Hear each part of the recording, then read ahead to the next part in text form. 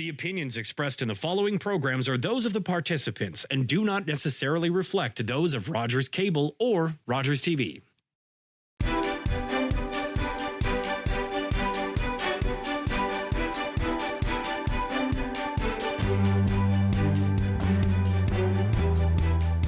Hi, I'm David Shearman. It's a pleasure to welcome you to Politically Speaking today, where my guest is Peter Bordignon, Peter is the Deputy Mayor of the town of Blue Mountains. And Mayor Andrea Matrosovs will be on another show in the very near future. Not to worry, she has not dropped off the face of the earth. She's just very busy. But I will be interviewing her in the very near future in her office as warden. And lots of questions for there, too. But Peter, you're on deck. Good to see you again.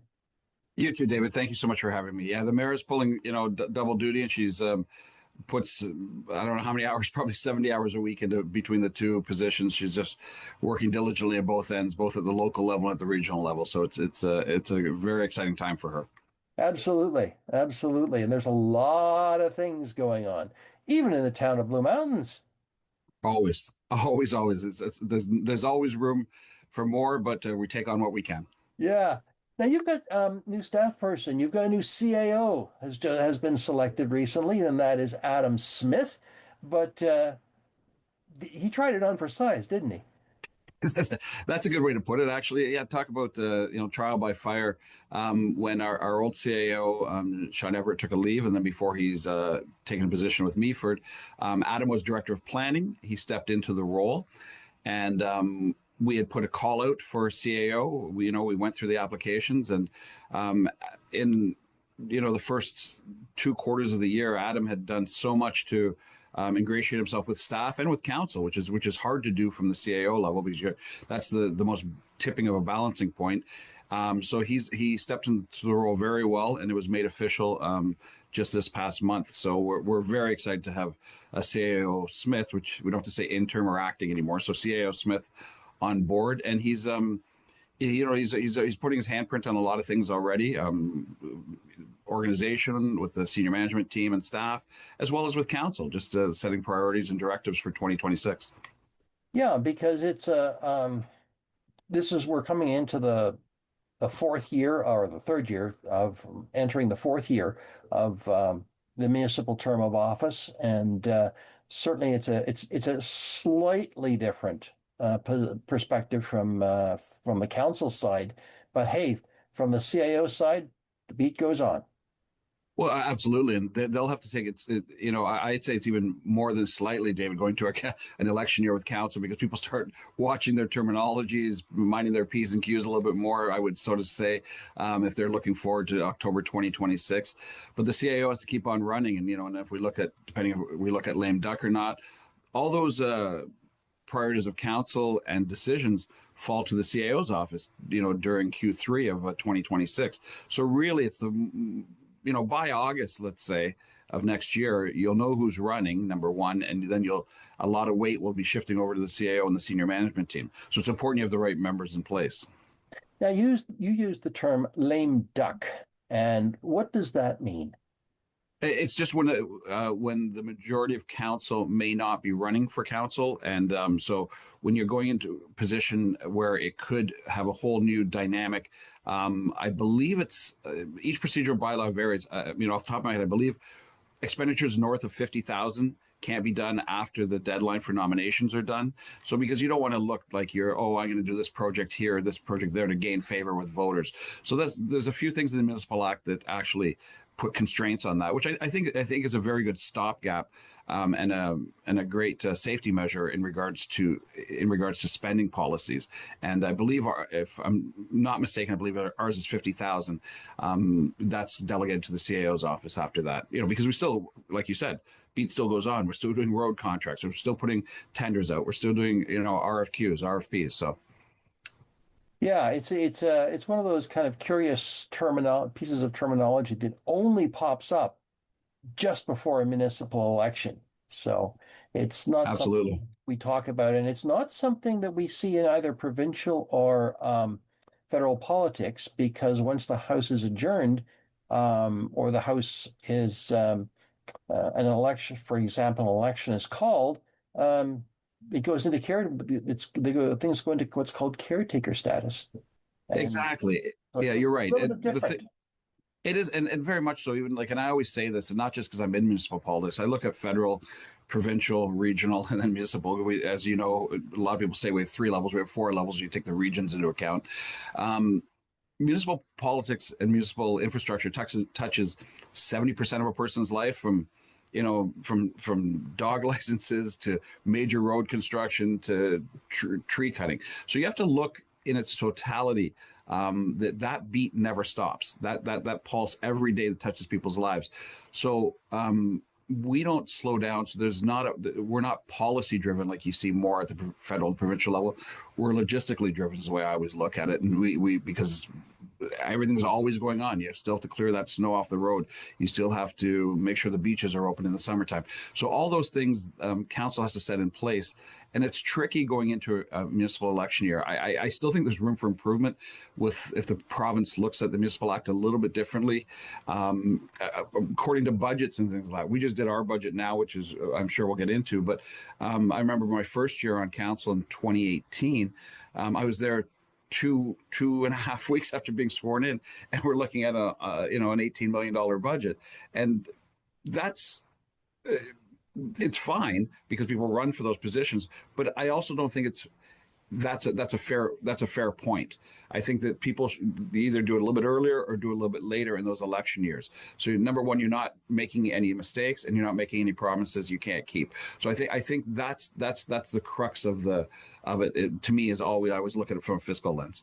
Yeah, it's a very, you mentioned that budget being so soon after you're installed as a counselor, and the learning curve is steep enough for counselors. My goodness, it's all of a sudden you're welcome to Wonderland.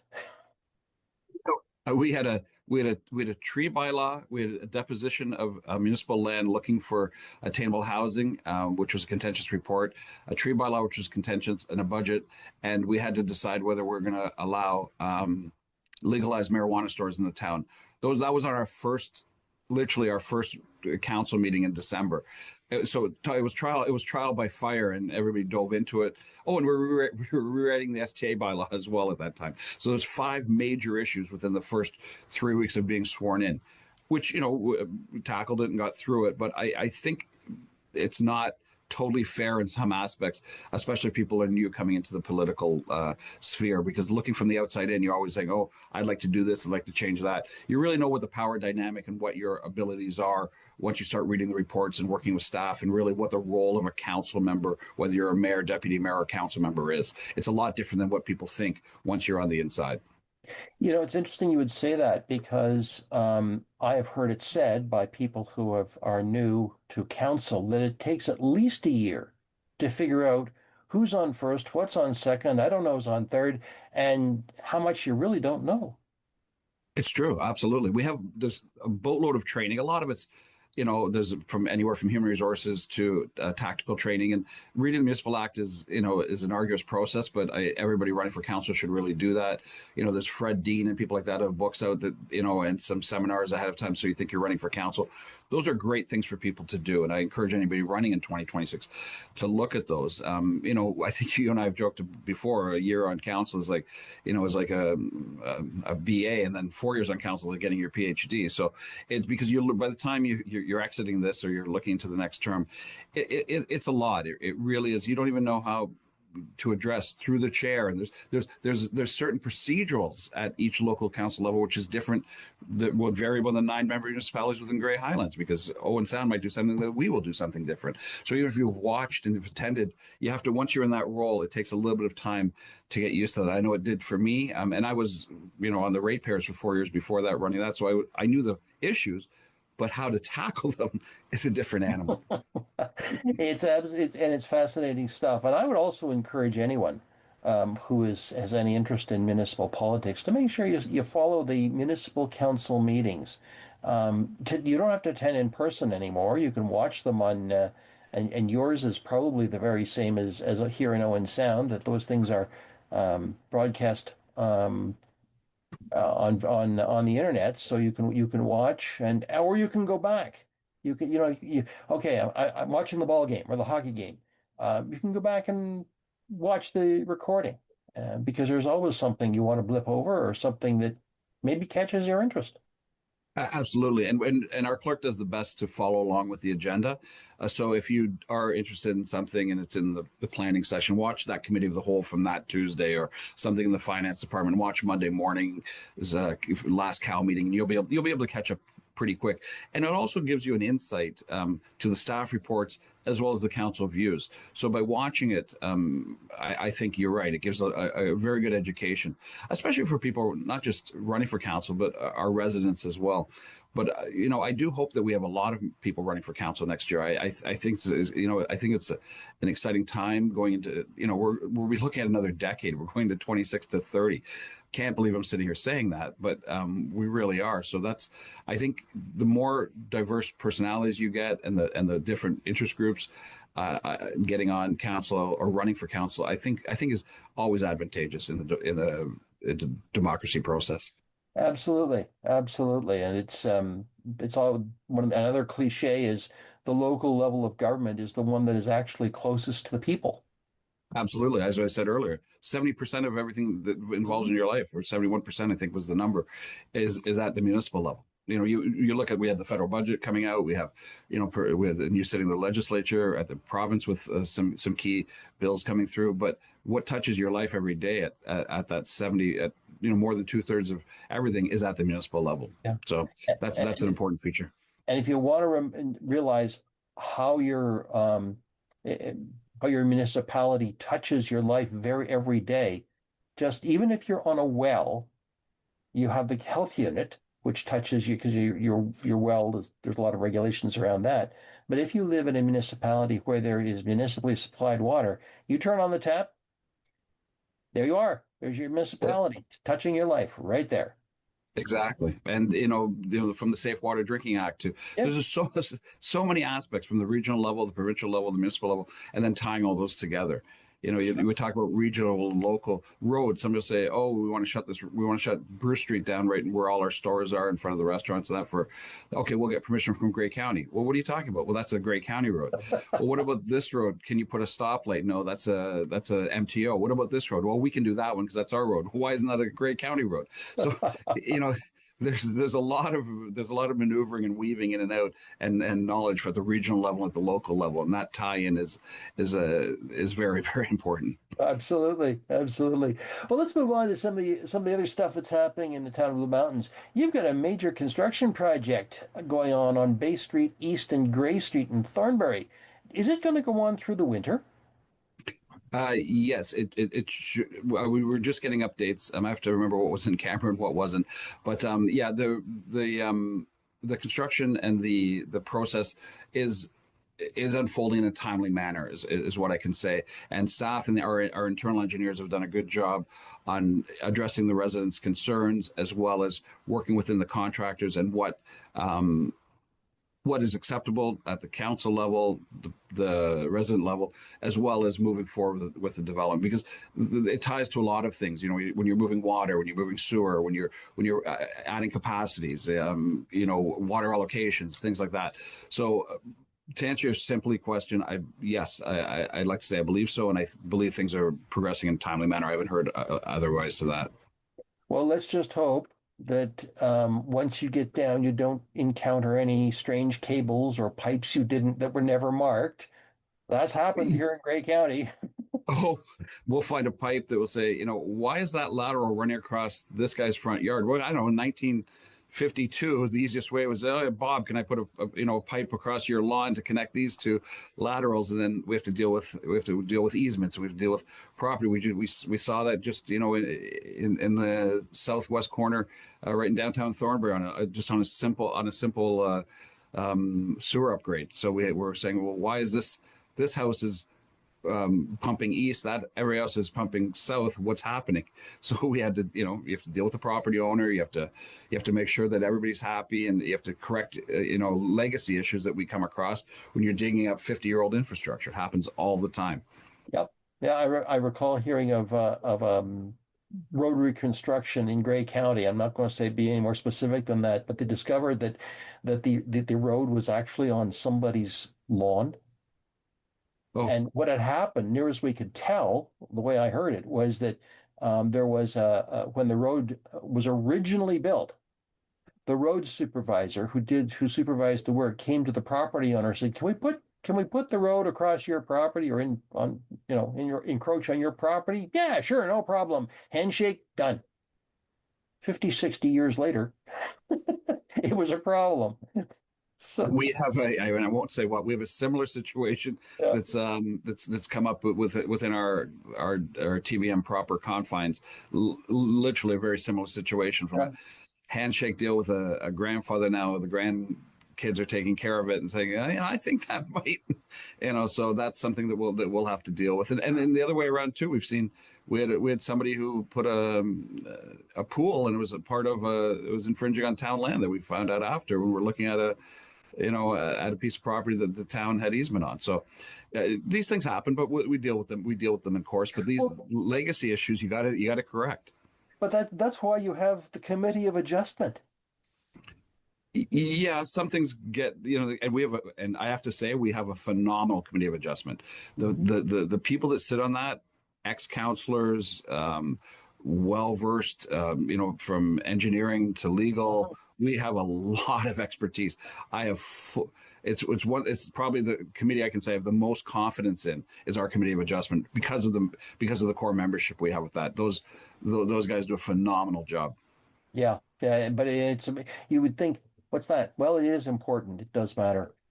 Let's get back for a moment to the budget. One of the things about strong mayor powers was that the strong mayors were, and TBM is one of those, is given the ability to set the budget and to Yes. develop their own budget.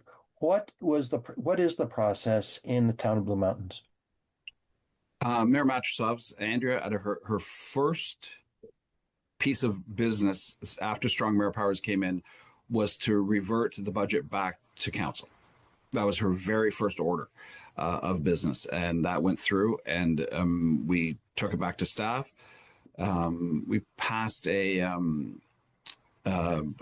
budgetary number of unoperational of 2.5. We'd like them to percent increase. We'd like them to come in at on the operational side, and then looking at the additions to the budget and other things like that. So we did have our budget deliberations very early this year, and even this is really our CFO's first full year. Because when she came in. So lucky to have her in the role. Her knowledge, for having worked in Simcoe County with Sega and Collingwood in the private sector, a lot of knowledge there. What we're doing is for our second budget of the year, we did it early, David. And what we did was we broke it down into the operational side.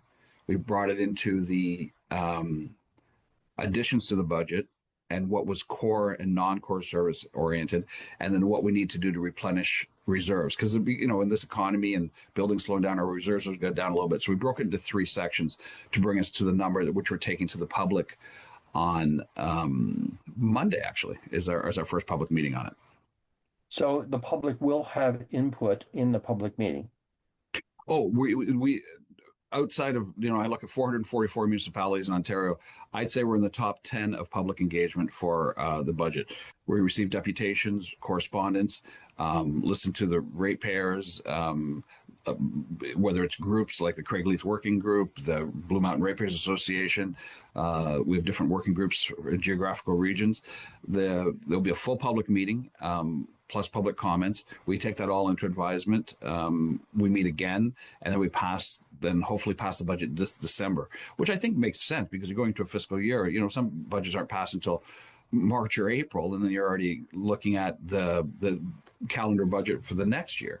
I think it's really important, and staff has done a good job along with council this year. I think in a very tight window of time and opportunity when it comes to trying to keep our services high, but trying to keep the increase to the budget low. And it's no secret that the value of our houses is the highest out of all of Grey County, and a large part of Simcoe County if you really take out Muskoka. So the medium assessed value, I think, is just under $600,000 for a house in the Blue Mountains, where it may be half of that in other areas of Grey County. So the percentage, even though what they pay in tax by percentage may be lower than our other eight Grey County neighbors, the dollar value is higher. So it's little consolation to somebody who's got a $5 million house. But we worked very hard this year to bring our operational budget in under the 2.5% mark, keeping the additions to the budget to around 1.4, and then I believe 1.4 as well for the transfer to reserves for the asset management. So we're taking a budget to the public of, depending on the fractions of a number, we'll call it 4.3 percent increase on the tax roll for this coming calendar year. That's what we're taking to the public. But we've broken it down into 3 sections based on, like I said, on operationally. And there was a couple of things. Sorry, there was a couple of things that we staff looked at introducing to help revenue. Because budget's it's not just spending money; it's also bringing revenue in to offset against the expenses.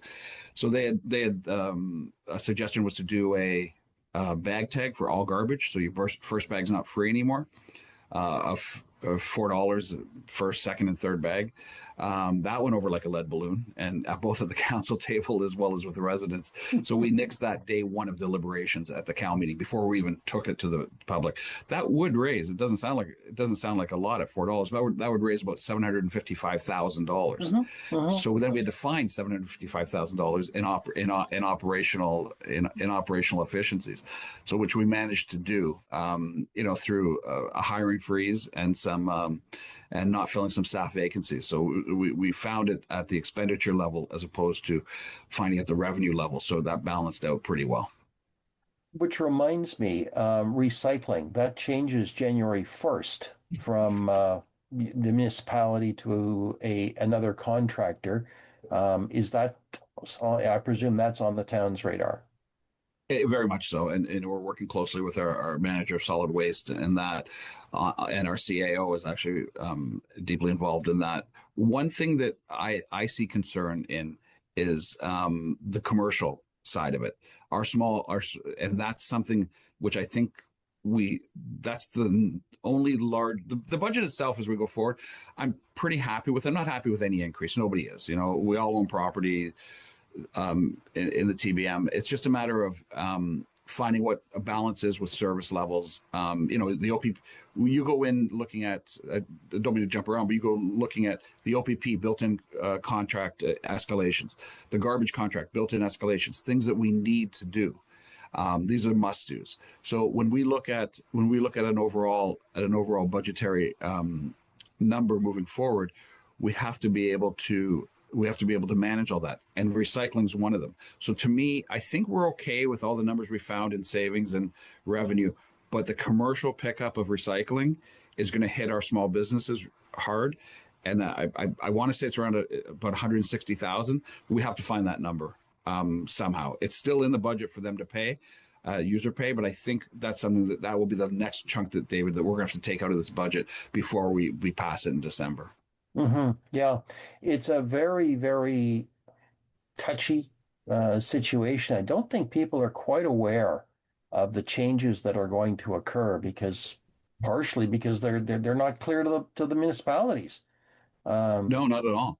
And I read an article in, I think it was Tom and Aurora, the mayor of Aurora, talking, and he would put a communication out to his residents because they launched something a little bit early to try to see.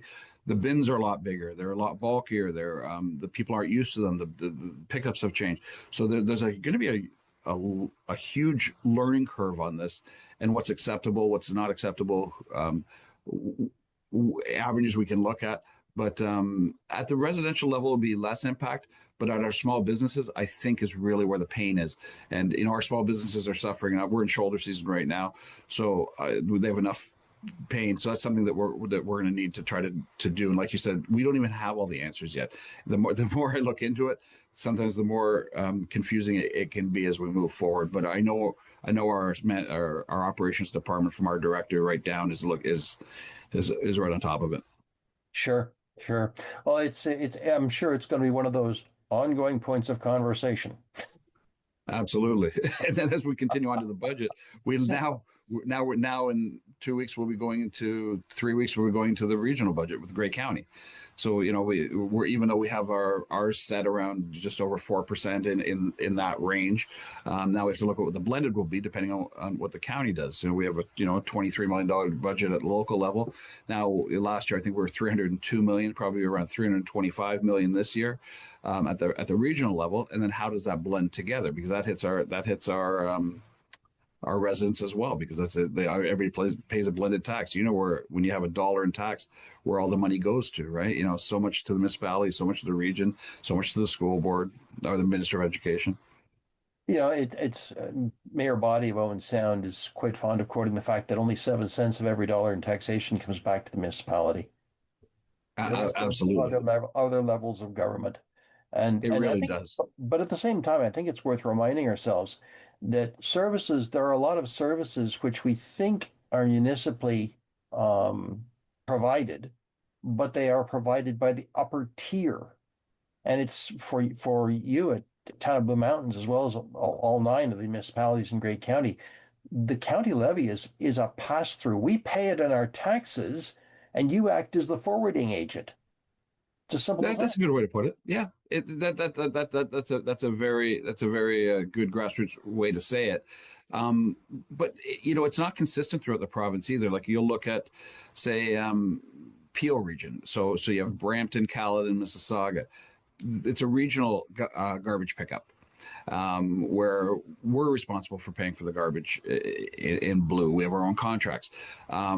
One thing, actually, it was funny you mentioned Mayor Body. He brought forward, which I think was a phenomenal idea, and I applaud him for it, was talking about a regional municipal task force to look at shared services, and because planning was, and I know I assume we'll talk about that later, but planning was one of the ones that they thought about regionalizing, but there's other opportunities in other areas, and Ian, Mayor Body's motion did that. So we have a task force now at Grey County to look at all aspects, and I'm sure waste will be one of them.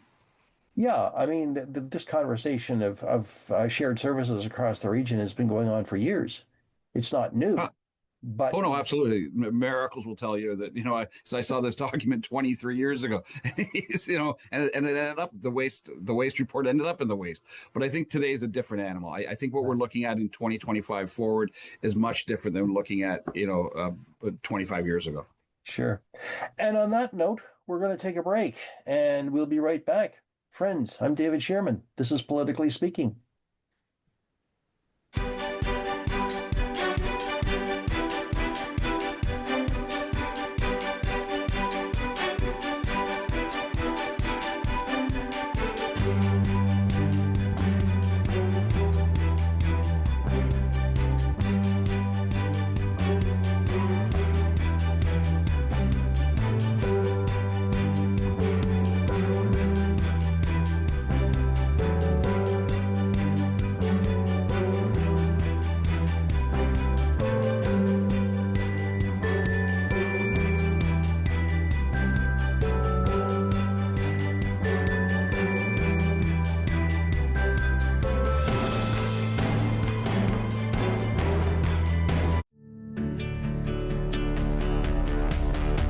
This program is brought to you by Rogers Xfinity, connecting you to more of what you love. Visit Rogers.com for more details.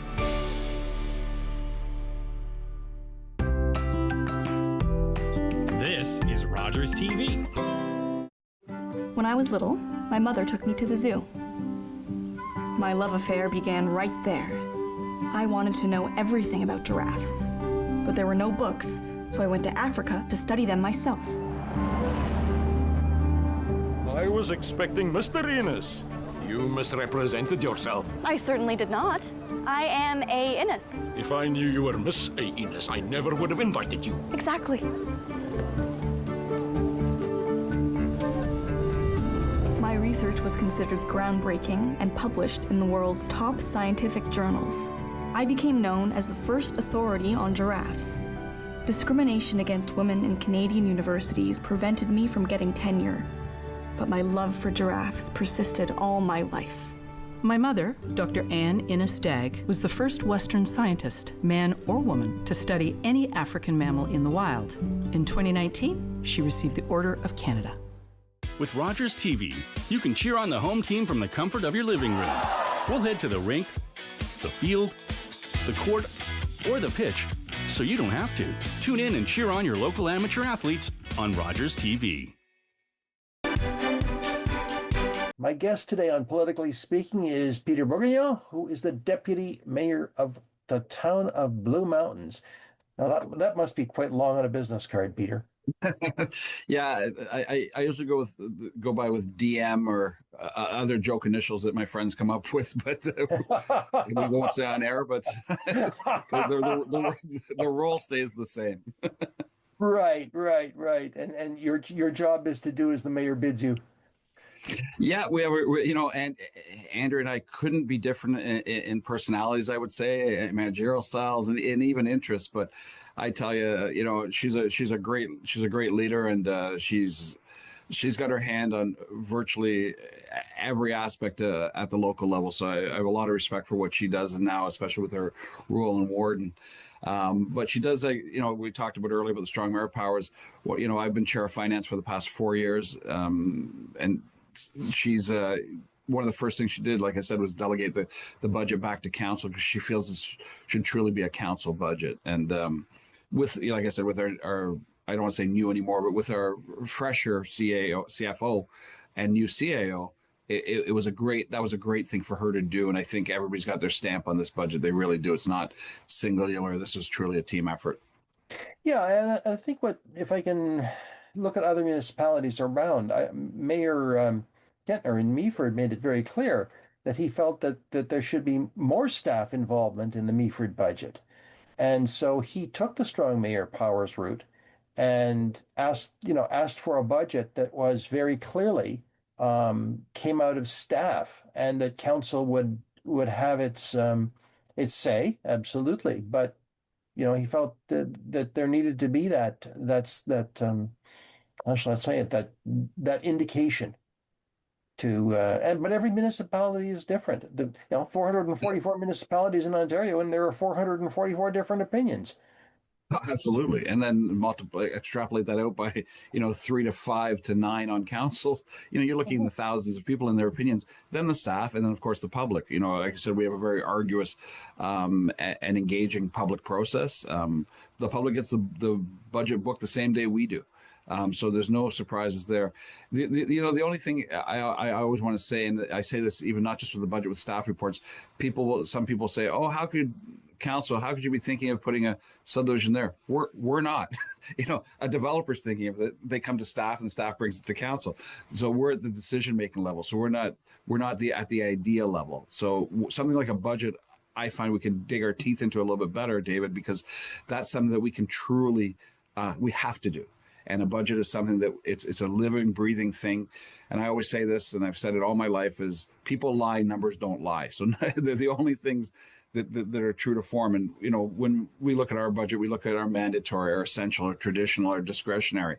So we break that down even further to say to the public, listen, there's the mandatory, there's fire protection, there's water, there's wastewater, there's property taxation. And then we'll go down, winter control, roads maintenance, trail maintenance. And then we'd like to, look at a community center here. We'd like to look at doing this upgrade to this property here. And then we take down to discretionary things people are asking for. So when you break it down to that level, you can truly see, and as Mayor Body said, it's really pennies which actually come to the municipality. But I have a friend who ran the BMRA ratepayers forever. He's got a T-shirt with a loonie on it, divided into quadrants on where you're, for every dollar you make, 64 cents goes to some sort of taxation. It's just a matter of where does that money go. So we have to maneuver within the confines of what we have in it. In our case, it's around $23 million, and then there's the county portion, of course, the education portion. So. Yeah, and everybody has their own ideas, because the county portion is controlled by another budget that you have a kick at that can, because you're a deputy mayor and you're on county council. But we don't have any input into the school board budget, because that's That's the provincial. That's at the province. That's at the province and the trustees, local trustees. And even at the provincial level, like with the new, the federal level, with the new budget, they're talking about housing. And I don't mean this in a bad way. Everybody talks about housing. Housing's housing affordability index. These will be key. They've been buzzwords since, I've been involved in politics since the past 10, 12 years. But now that in this federal government, they're talking about the Canada Community Building Fund, which was formerly the gas tax, and a statement in the budget, which we got an analysis from our CFO this morning. It was good of her to analyze the budget, how it would affect the local level. And, one thing that was said at the federal level was that municipalities are kind of a roadblock when it comes to building because of development charges and things like that. Well, yes and no, that's not really, a fair statement. The economy right now in the state it is, not a lot of people can borrow money to build. And if you're a builder, and even if you have the money, you don't know if people are going to buy. And granted, development charges are high. And if you do take away those barriers, but that's a significant part of revenue, which pays for the pipe in the ground. A meter of pipe is $1,000 when we're laying it in the ground. It's just the cost. There's nothing we can do about that. So if we're you're running 1.5 kilometers of piping, when you extrapolate out the math, it's a lot of money. But that infrastructure should be there for a long time, and development charges will help pay that money back. So if the federal government or the provincial government are going to remove those barriers, there has to be funds or subsidies back to the municipal government to make them whole. Otherwise, that will hit the taxation number, and that's something we can have, because development should pay for development.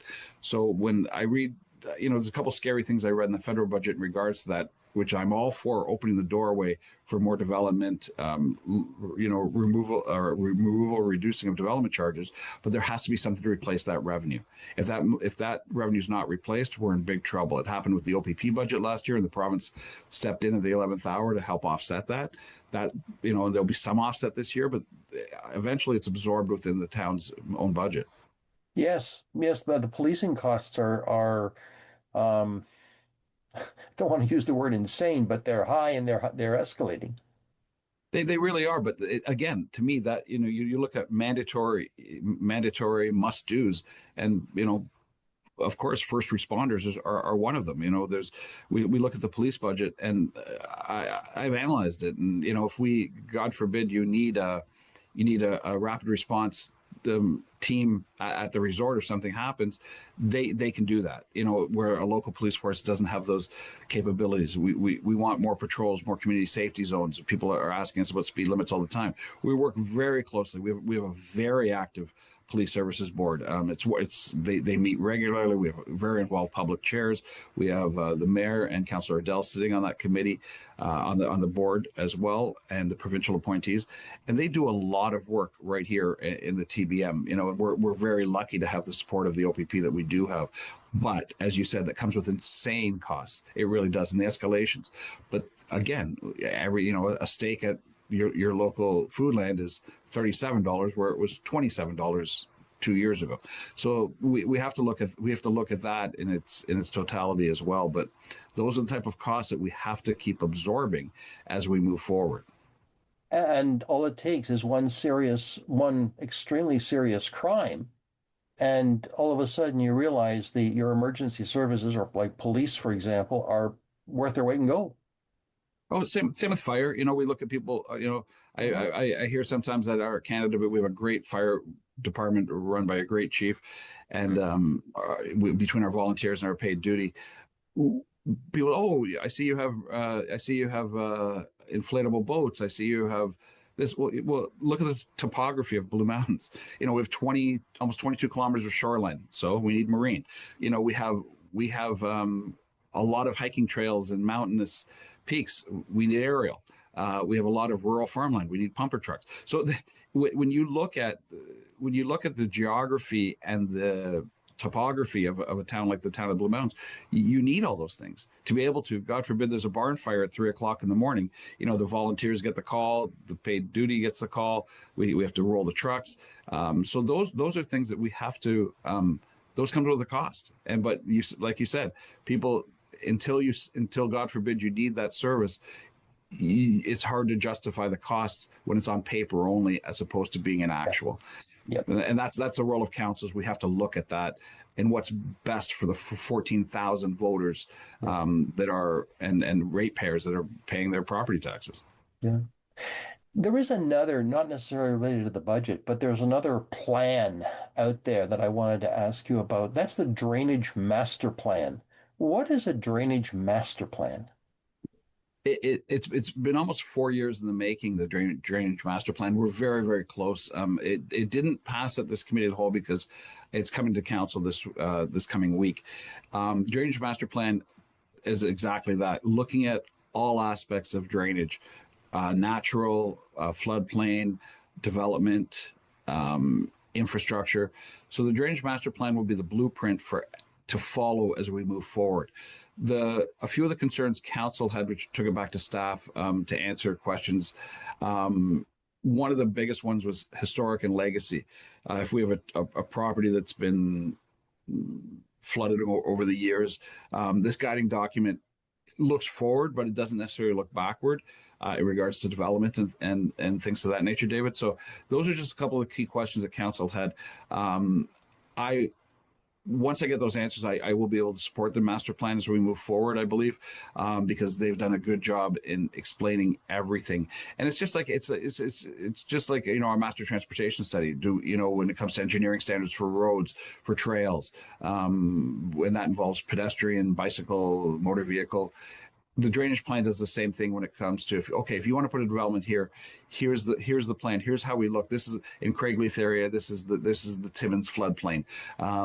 This is what happened in 1975. This is how we're going to tackle it as we move forward. So you have to build up. You have to put in different drainage. You have to look at storage basins. So that's what the master drainage plan does. Not an exciting document, but a very important document, especially as we move forward, because we have had drainage, all the way from Laura Bay to Craigleith. We had some legacy drainage issues once properties were developed. We've seen that, and we have to work on it and correct it. So that's what the master drainage plan is, and I have full confidence that our operations department will be able to answer the questions to satisfy council coming up in the next week, so we can actually get that enacted. Now, how does this play into the Conservation Authority plans? Very, very, very much so. That's all part of the when we look at anywhere, we get in. We, as you know, Blue Mountains is unique. We have Simcoe on one side, Gray on the other. So we have the Nottawasaga Conservation Authority. We have Gray Sabo Conservation Authority. So their plans, looking at floodplains and that, and they have planners on staff. So the master drainage plan, the guiding document has input from the conservation authorities as well. But it's funny you mentioned the conservation authorities. The province just came out last week saying that they're going to be doing an amalgamation of conservation authorities. So, we got I don't know if I saw the letter from Grace Sabo yet, but the letter came out from Nottawasaga on how they're going to work with the province on making those regions a little bit bigger and not having as many throughout the province. So that's one aspect of amalgamation the province is doing, which will affect everybody at the local level once again. Yeah. It's amazing how things trickle down, don't they? No, most definitely, always. We have to. We're creatures of the province. I say that at least once a week.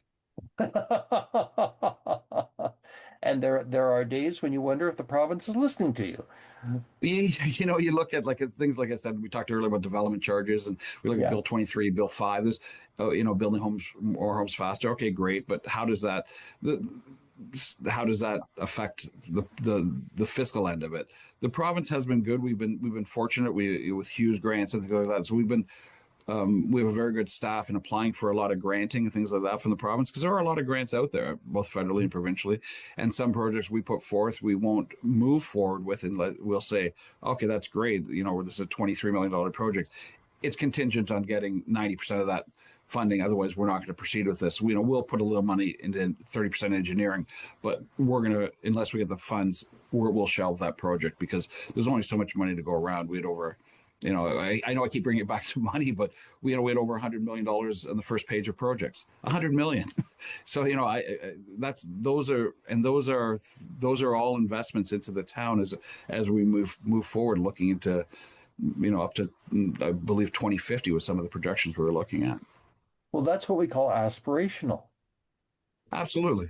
And it's aspirational. It's also, you have to be practical too. Then we get in on the regional side.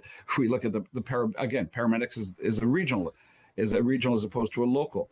We're Feversham's getting a base, which even doesn't sound like it will have anything to do with TBM. But where I live, I believe that ambulance, if I, God forbid, I need one, for that paramedic unit, will be able to get to me faster from Feversham than one coming over from Owen Sound. So they all do tie together at the regional level.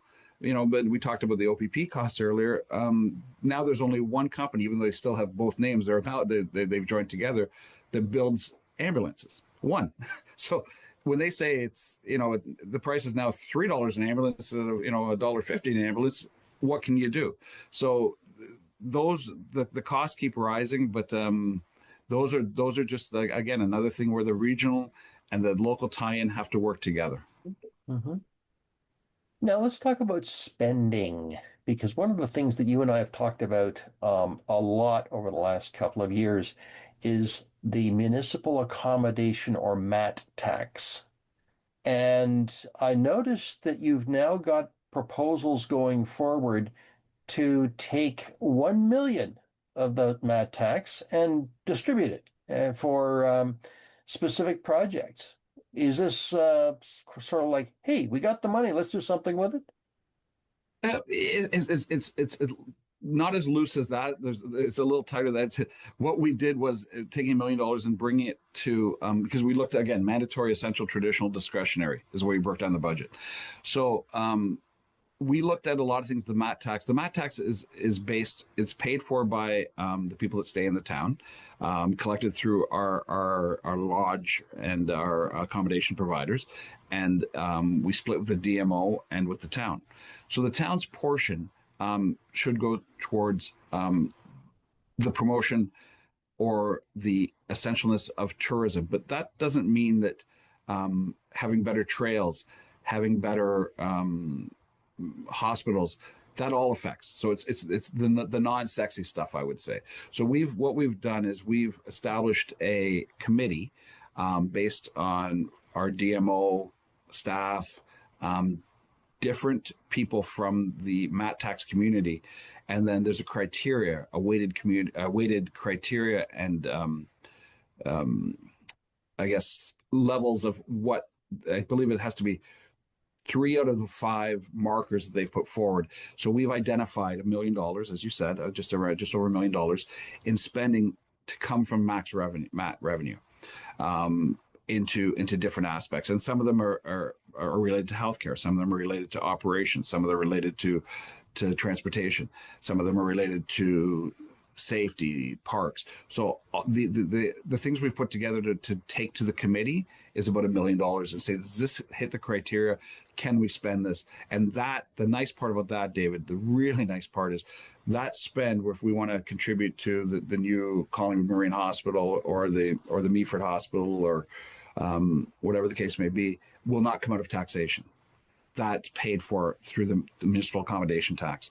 And we were late to the game in Matt. You and I have talked about this for years. It's been in play again as a creature of the province. We could have introduced this years ago, and we probably should have. When you have towns like London, Ontario, have had it since almost day one, and Vaughan and places like that, it would have been a no-brainer for us. But we're still trying to get the STA licensing right and updated, which we've done, and now we're just doing another one.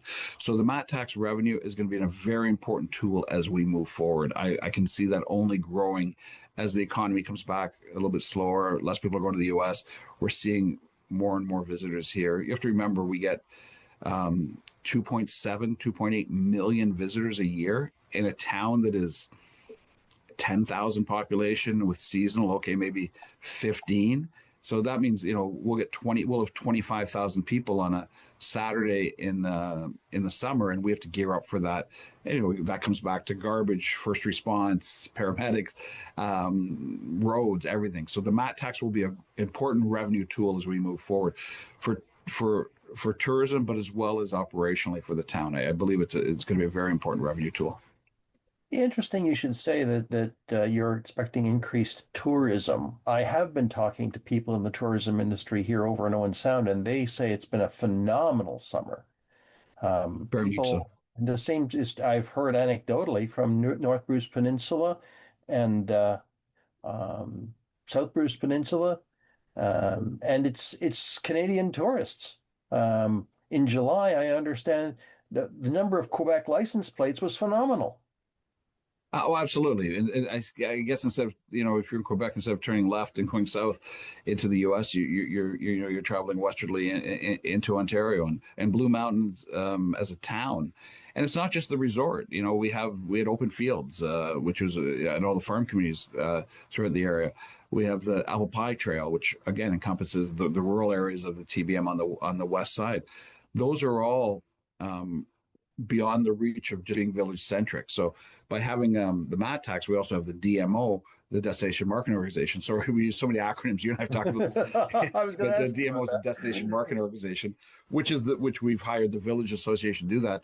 So they have a mandate to expand that tourism outside the village core, and they've done a good job in doing that. But like you said, we see a lot more daily traffic. You go to the resort in this, all of trouble getting a reservation at a ski resort at a restaurant in the village in the summer than I would in January. That's how much it's increased.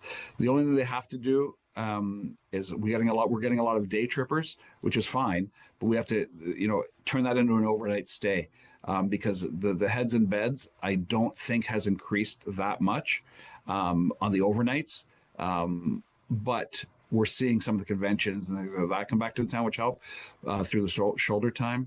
We were put on the map. Sorry to jump around. If you watch The Amazing Race Canada, Yes. Great County and a lot in Blue Mountain at TK Ferry's farm and at Northwinds Beach. So that really shone a great light onto the different areas that we have from the beachfront right to an apple farm. That's great. That's great. Hey, um, it's all good that way because we the more people know about us, the more they might want to come and see us. Yes, and that's the balance you have to make with residents as well, because you'll have residents saying, "I don't want any more tourism," but you look at saying, if Jozo wouldn't have put that rope tow up in 1941, you might not have heard of this. You might not have your house here now. It's like we always say that, as people in phase 2 of a development say, "Oh, you can't put phase 3. That's crazy." What happened to phase, when phase 2 was going in and phase 1, and then the farmer had it before that. So it's a balance, and you have to be cognizant to what the residents' needs and wants are. Say, I can't even take my grandkids to the beach on a Saturday; it's too busy with tourists. Yes, is that going to change? I don't know, but you have to be able to balance the two of them, and that's a very delicate part with our residents. My wife and I try to be tourists in our own city. We're at the local restaurants, we're out and about, and I encourage everybody to do the same thing. It's a fun place to be throughout TBM as well as the rest of Grey County. We go over to Walters Falls, areas around to see. So I think with the tourists continuing to come, and I think you're going to see, as long as the U.S., we're kind of in this, more cousins than brother relationship we had before.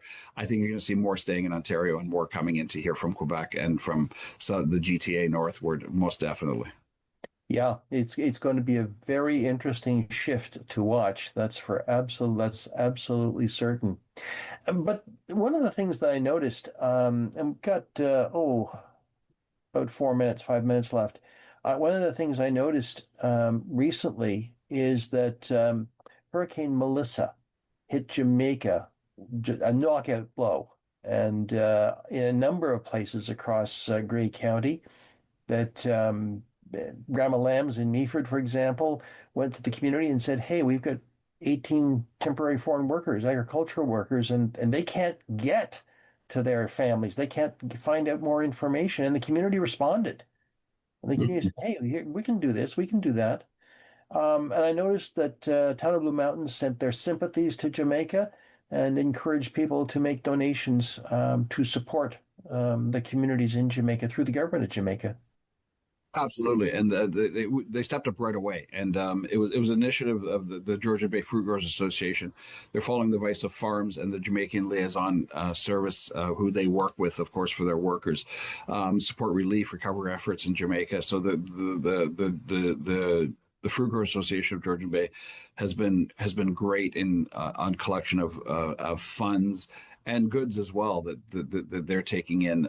So not only do we make a statement, we're working very closely through our communications. Alan Gibbons, who's our manager of communications and customer service, I believe his title is, working directly with the Fruit Growers Association and our residents to try to get some of that relief too, because they had just gone home. Like a lot of the workers, just as we're at the end of harvest, and they were just getting back to their hometowns, and when this hit, so it's the tie to the Jamaican workers through farms in the Georgian Bay region, especially in the TBM, with all the apples farms and orchards that we have in agricultural, it's been devastating for them, and that tie is decades and decades old. So our heart really goes out to the families on the Jamaican side affected, but hopefully we can do things more working with the Georgian Bay Fruit Growers Association. Yeah, it's you don't realize it until something like this happens. But I've been in several situations with the farm workers community where you realize, oh yeah, they are part of our community, and it's historic.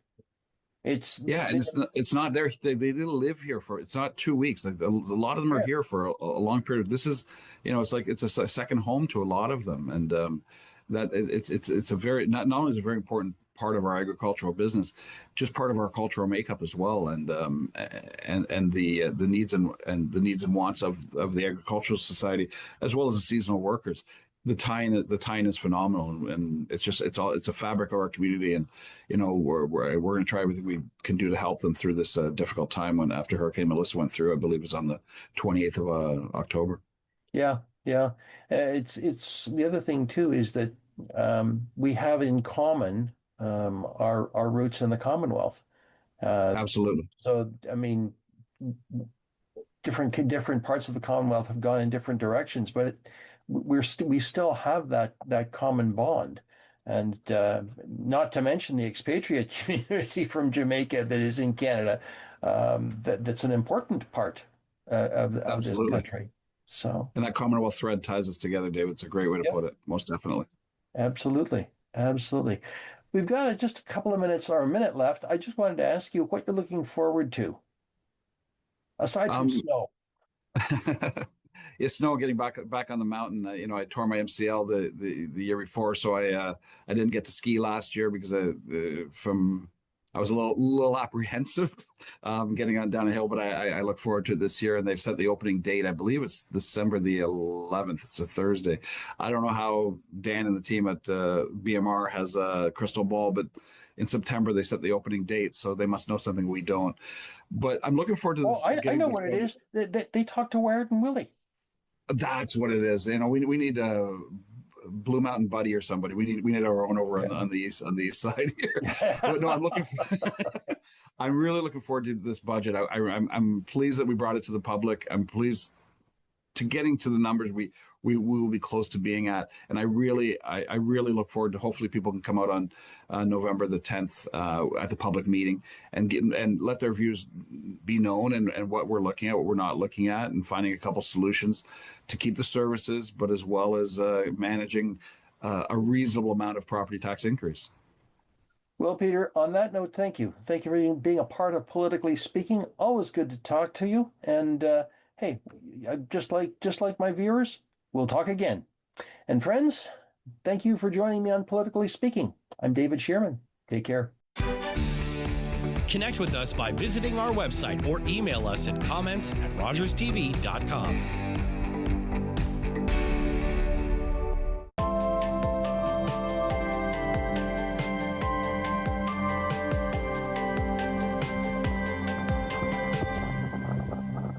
You're watching an interesting local show on Rogers TV and you want to know more. That's when you head to rogerstv.com. Our website provides more information about our programs, our hosts, our schedule, and about how you too can get involved with Rogers TV. Visit us online at rogerstv.com. Thursdays. These cases are hard. It's okay if you don't want to fight, because we are going to fight for you. We have to be able to say we did everything we could. Every move we make is being scrutinized. He needs to pay for what he did.